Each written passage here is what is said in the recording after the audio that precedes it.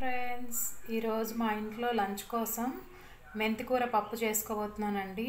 ముందుగా మెంతికూరని బాగా శుభ్రంగా 2 టైమ్స్ వాష్ చేసుకొని చిన్నగా కట్ చేసి పెట్టుకోండి.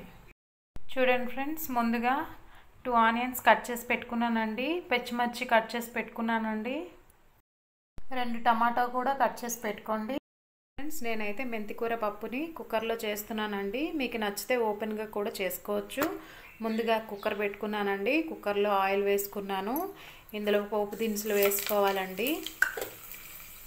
ఆవాలు, జీలకర్ర, ఎండుమిర్చి, కరివేపాకు వేసుకున్నానండి. ముందుగా పోపు దినుసులు అనేవి ఫ్రై అయ్యాయి కదండి. ఇందులోనే కచ్చాపచ్చాగా దంచుకున్న వెల్లుల్లి రెబ్బలు వేసుకోవాలండి. తర్వాత ఆనియన్స్ కూడా వేసుకోండి.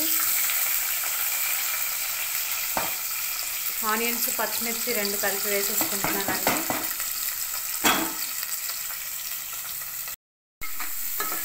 చూడండి ఫ్రెండ్స్, వేసుకున్నాను కదా, ఇప్పుడు ఫ్రై చేసుకుందాము. ఇవి కొంచెం ఫ్రై అయ్యాక టమాటాని యాడ్ చేసుకుందామండి.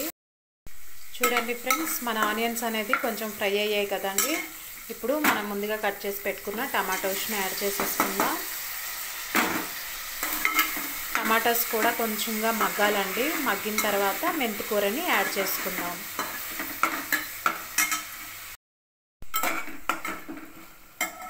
చూడండి ఫ్రెండ్స్, మన టమాటాలు అనేది కొంచెం మగ్గాయి కదండి.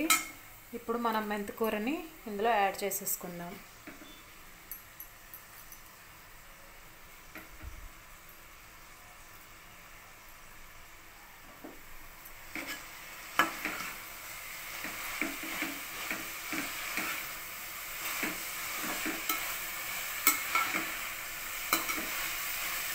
ఈ మెంతికూర కూడా కొంచెం ఫ్రై అవ్వాలండి.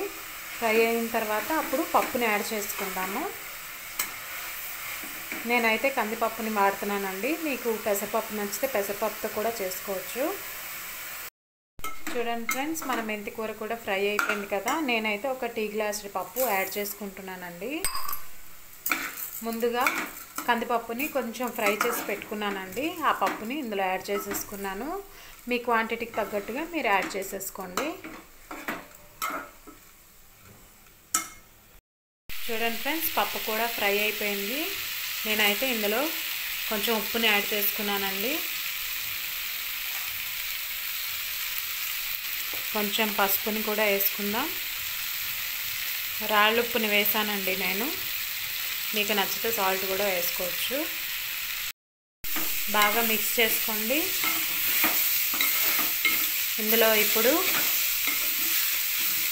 3 గ్లాసెస్ వరకు వాటర్ని యాడ్ చేసుకుందాం. చూడండి ఫ్రెండ్స్, వాటర్ని యాడ్ చేసేసుకున్నాను.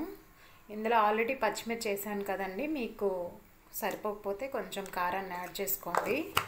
ఇప్పుడు విజిల్ పెట్టుకుందామండి. 5 విజిల్స్ వరకు రానివ్వాలండి. 5 విజిల్స్ వచ్చిన తర్వాత మన పప్పు అనేది తయారైపోతుంది.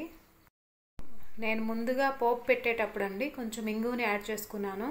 ఆ ఫ్లిప్ అనేది మిస్ అయింది. చూడండి ఫ్రెండ్స్, మన మెంతికూర పప్పు అనేది తయారైపోయిందండి.